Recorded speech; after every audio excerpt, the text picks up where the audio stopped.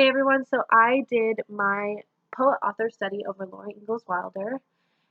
Laura Ingalls Wilder was born February 7th, 1867 in Pepin, Wisconsin.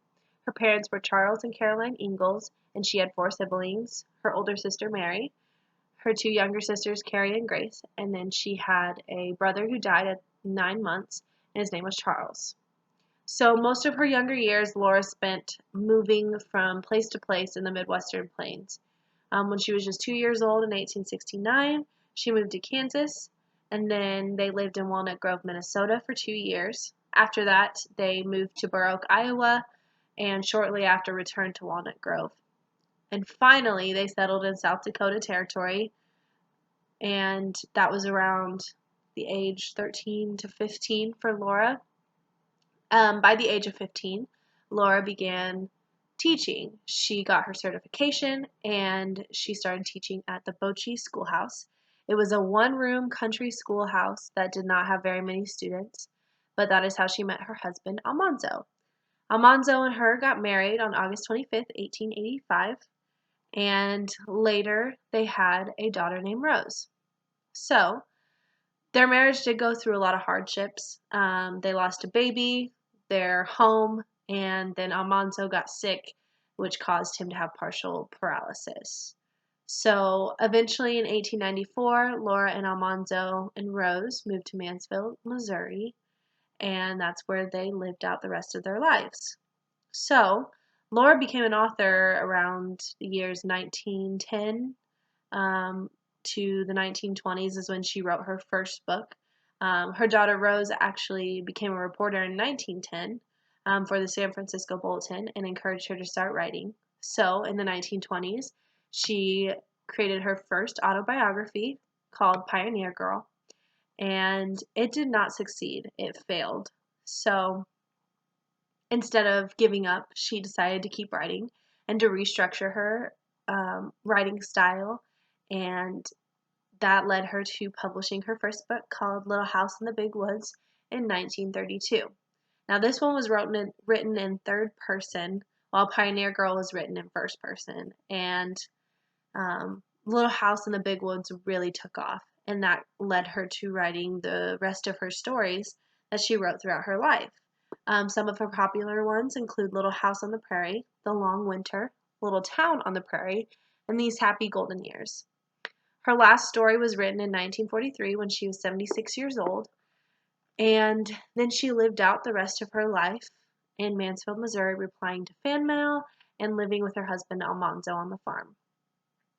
So she died in 1957 at the age of 90, and after that, her stories were written into a television series called Little House on the Prairie. So these are a really popular show. This is a really popular show and series that even my mom watched. So it's something that a lot of people love because of its historical background and because of the books that came with it. But the story in the TV show was very exaggerated and manipulated, and it wasn't completely true. And it was mostly about her time as a girl in Walnut Grove. So a lot of that was exaggerated. Some of the characters are not real people that she knew. But it is based on the book, Little House on the Prairie. And this story is what I would have my students read. This would be what we would go over. And I want to read a little excerpt for you guys. I need to find the page. And it's from the chapter Indian Camp. So it's about halfway through. And I'm going to start reading for you guys.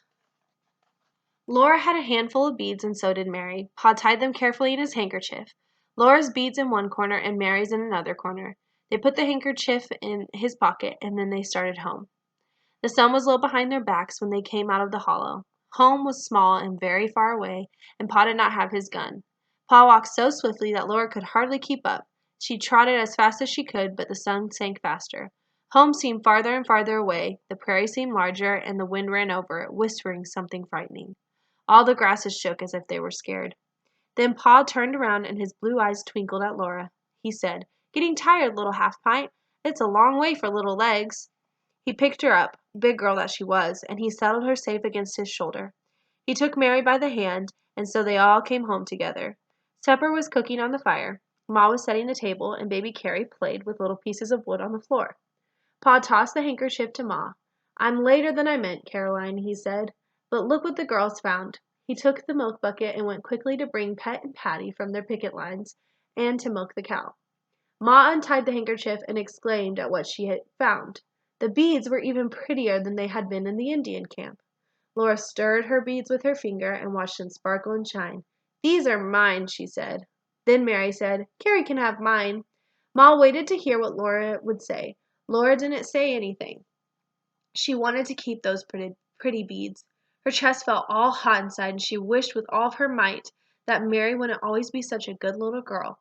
But she couldn't let Mary be better than she was. So she said slowly, "Carrie can have mine too." "That's my unselfish good little girl," said Ma. She poured Mary's beads into Mary's hands and Laura's into Laura's hands, and she said she would give them a thread to string them on. The beads would make a pretty necklace for Carrie to wear around her neck. Mary and Laura sat side by side on their bed, and they strung those pretty beads on the thread that Ma gave them. Each wet her end of the thread in her mouth and twisted it tightly. Then Mary put her end of the thread through the small hole in each of the beads, and Laura put her end through her beads, one by one.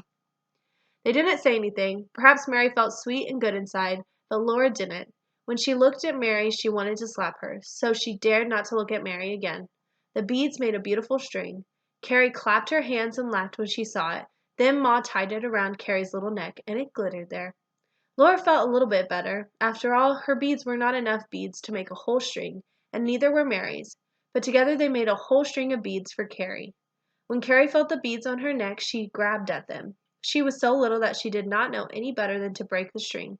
So Ma untied it, and she put the beads away until Carrie should be old enough to wear them. And often after that, Laura thought of those pretty beads, and she was still naughty enough to want her beads for herself. But it had been a wonderful day. She could always think about the long walk across the prairie and about all they had seen in the Indian camp. So these illustrations were by Garth Williams, and they're just pencil drawings, but they're very detailed, and they're very scarce throughout the book, and it just kind of gives you more of a picture of certain descriptions throughout the book. So my interactive activity that I would do with the kids would be to make Carrie's beads. So this would be an art project that would help them kind of understand and get a visual picture of what the beads and the necklace looked like that the girls made for Carrie. So we would make bead necklaces with buttons and beads that the kids could pick out themselves. So that would be one that we would do over that chapter. So for the whole book, I would like to do a timeline. I would want the timeline to be of the 6 main events throughout the book. Each spot would be a description of what was happening, and then a picture drawn to the best of their abilities of what was being described for those events. And that would be due at the end of the unit.